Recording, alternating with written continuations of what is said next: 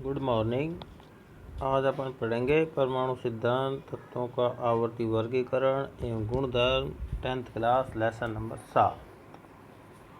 तो सबसे पहला आता है परमाणु। परमाणु किसे कहते हैं? तो किसी भी पदार्थ का वह सूक्ष्मतम कण या छोटे से छोटा कण जिसका और अधिक विभाजन नहीं किया जा सकता, उसको और अधिक छोटा नहीं बनाया जा सकता है, उसे क्या कहते हैं? परमाणु कहते हैं। इसके बाद आता है परमाणु। ग्रीक भाषा के ग्रीक दार्शनिक थे दो, डेमोक्रिटस और ल्यूलिप्स ने इन सूक्ष्मतम अविभाज्य कणों को एटम्स नाम दिया। क्या नाम दिया था? एटम्स। और ग्रीक भाषा में इस एटम्स शब्द, जो एटोमिया शब्द है, वो उससे लिया गया है, जिसका अर्थ होता है न काटा जाने वाला या अविभाज्य कण। इसके बाद आता है डाल्टन का परमाणु सिद्धांत। तो डाल्टन ने अपना परमाणु सिद्धांत कब दिया? 1808 ईस्वी में। इसके मुख्य बिंदु क्या है? नंबर 1, प्रत्येक पदार्थ छोटे छोटे कणों से मिलकर बना होता है, और ये छोटे छोटे जो कण होते हैं इन्हीं को क्या कहते हैं? परमाणु कहते हैं। नंबर 2, परमाणु अविभाज्य कण है, जिसका विभाजन नहीं किया जा सकता है, जिसको तोड़ा नहीं जा सकता है।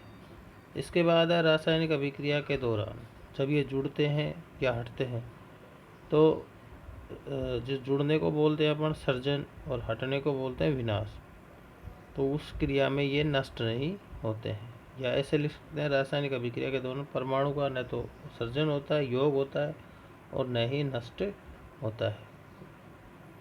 अगला है भिन्न भिन्न जो तत्व होते हैं उनके परमाणु का आकार, आकृति, उन जो भी है वो क्या होता है? भार उनका, वो सभी एक ही भिन्न भिन्न तत्वों के परमाणु का भिन्न भिन्न होगा, और एक समान जो तत्व हैं उनका क्या होगा? एक समान होगा।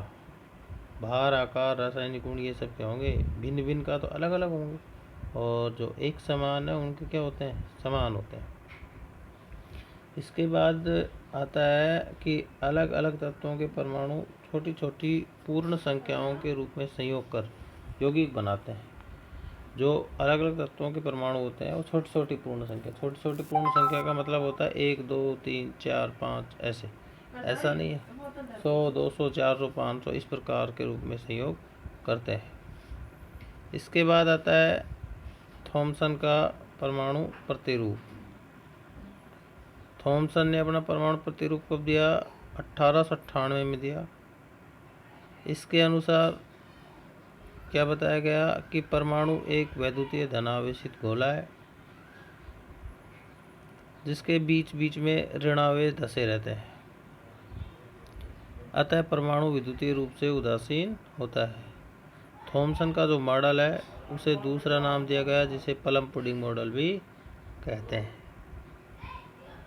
इसकी तुलना किससे की गई है? तरबूज का लाल भाग, जिसे अपन क्या मान सकते हैं? धनावेश की तरह, तथा बीच में जो बीज पाए जाते हैं तरबूज के, उनको अपन इलेक्ट्रॉन मान सकते हैं। और जो इसमें धनावेश है और इलेक्ट्रॉन है, उनकी संख्या क्या होती है? समान।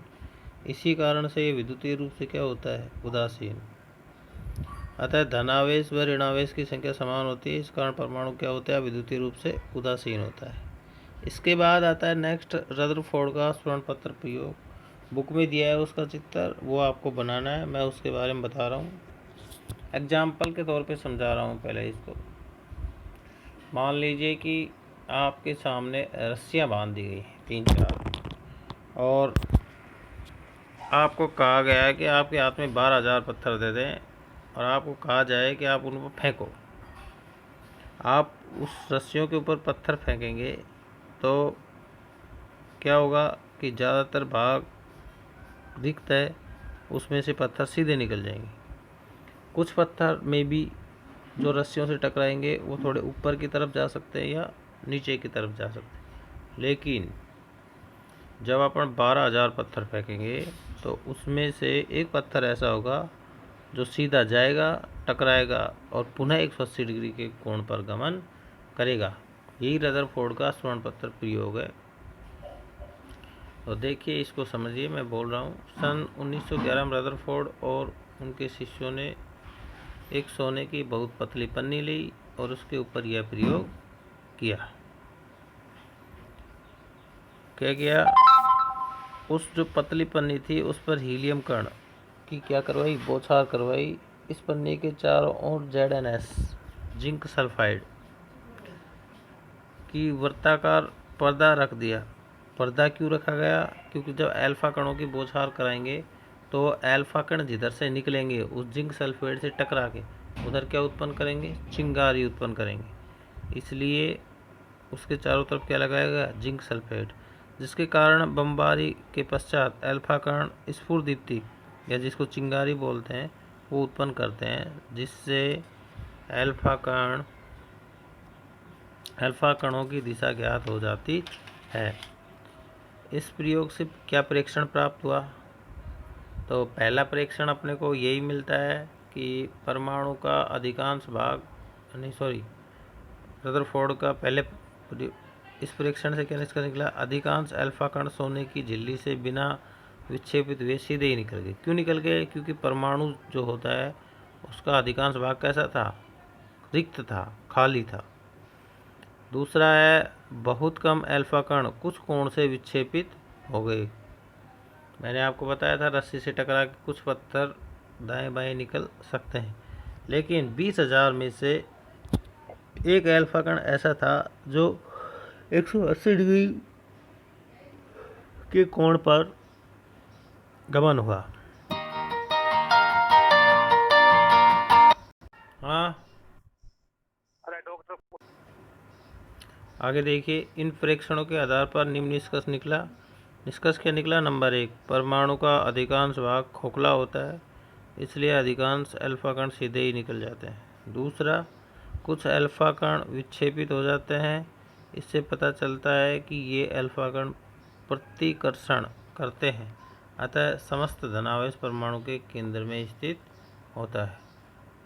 इसके बाद थर्ड नंबर, परमाणु के धनावेशित भाग को नाभिक कहते हैं, जिसमें धनावेश आयतन नाभिक के बहुत कम होता है, नाभिक से बहुत कम होता है, अतः परमाणु का व्यास लगभग 10⁻⁻10 मीटर तथा नाभिक का व्यास लगभग 10⁻⁻15 मीटर होता है। इसके बाद आता है ये परीक्षण किए अपन ने, इनके आधार पर क्या निष्कर्ष निकले। तो नंबर 1, परमाणु का संपूर्ण धनावेश तथा द्रव्यमान उसके नाभिक में स्थित होता है। नंबर 2, परमाणु का अधिकांश भाग रिक्त होता है, इसके चारों ओर वृत्ताकार पथ में इलेक्ट्रॉन चक्कर लगाते हैं। इन वृत्ताकार पथों को कक्षा या कोश कहते हैं। नंबर 3, परमाणु विद्युतीय रूप से उदासीन होता है, अतः इसमें जितने इलेक्ट्रॉन होते हैं उतने ही प्रोटॉन पाए जाते हैं। इसके बाद आता है रदरफोर्ड मॉडल की कुछ कमियां। तो कमियां क्या है? नंबर 1, परमाणु के स्थायित्व की व्याख्या नहीं कर सका। दूसरा क्या है? दूसरी कमी क्या है इसकी? परमाणु की इलेक्ट्रॉन संरचना को स्पष्ट नहीं कर सका। इसके बाद आता है नील्स बोर की परिकल्पना। बोर की परिकल्पना क्या है? देखिए, नील्स बोर ने अपनी परिकल्पना कब दी? 1913 में दी थी। और नील्स बोर ने हाइड्रोजन परमाणु की संरचना एवं उसके स्पेक्ट्रम को समझने के लिए एक मॉडल बनाया, जिसकी परिकल्पनाएं हैं। नंबर 1 है, परमाणु के केंद्र को क्या कहते हैं? नाभिक कहते हैं, जिसमें धनावेशित कण प्रोटॉन पाया जाता है। दूसरा है, परमाणु में इलेक्ट्रॉन नाभिक के चारों निश्चित वृत्ताकार कक्षाओं में चक्कर लगाता है। इन वृत्ताकार कक्षाओं को कोश या ऊर्जा स्तर कहते हैं। अगला क्या है? ये कक्षाएं नाभिक के चारों ओर सकेंद्रीय वृत्ताकार कक्ष के रूप में होती हैं, जिन्हें एन से व्यक्त करते हैं। जैसा कि चित्र दिया हुआ है उसमें एक राउंड दिया हुआ है, जो एक प्लस वाला चिन्ह है, ये नाभिक है, केंद्रीय भाग है जिसको नाभिक कहते हैं। इसके बाहर जो पहला सर्किल है उसको कोश नंबर 1 कहते हैं, जिसको अपन के से प्रदर्शित किया गया है। जो दूसरा सर्किल है उसको एल से प्रदर्शित किया गया है, कोश नंबर 2।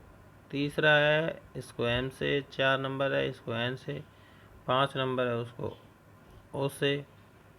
इस प्रकार इनको प्रदर्शित किया जाता है। इन कक्षाओं को KLMN या 1 2 3 4 द्वारा व्यक्त करते हैं। इनके अंदर इलेक्ट्रॉन क्या करते रहते हैं, चक्कर लगाते रहते हैं। इसके बाद अपन आगे बात करते हैं। तो आगे दिया हुआ है 6 नंबर कि n का मान बढ़ने पर कक्षाओं की नाभिक से दूरी क्या होती है, बढ़ती जाती है।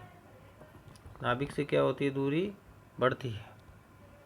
जैसे जैसे n की संख्या बढ़ेगी, जो सेंटर पॉइंट है, केंद्र भाग है, उससे त्रिज्या का मान बढ़ता है। गणित की बात करें तो त्रिज्या का मान क्या होगा, बढ़ेगा।